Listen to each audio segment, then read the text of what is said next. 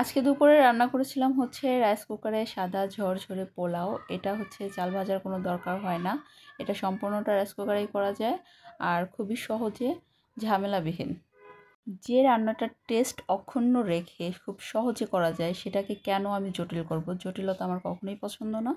এভাবে পোলাও রান্নার রেসিপি চাইলে কমেন্টস করবেন, আমি দেওয়ার ট্রাই করব নেক্সটে। তারপর এটার সাথে ছিল হচ্ছে সরিষা ইলিশ। এই প্রত্যেকটা রান্না আমি 1 ঘন্টার কম সময়ে রান্না করেছি, খুবই দ্রুত, তারপরেও টেস্ট ভালো এসেছে। আর এটার সাথে সিদ্ধ ডিম জাস্ট একটু ভেজে নিয়েছি, যেহেতু অন্যান্য খাবারে এনাফ মশলা ছিল আর বেশি মশলা করতে যাচ্ছিলাম না।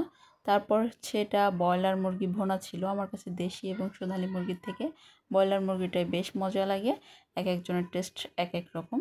তারপর এটার সাথে ছিল হচ্ছে অবশ্যই কোল্ড ড্রিঙ্কস ছাড়া আমার হয় না। তার এটা হচ্ছে আমাদের দেশের না, কিন্তু টেস্টটা একটু ডিফারেন্ট, এজন্যই হচ্ছে আনা। তো থ্যাংক ইউ।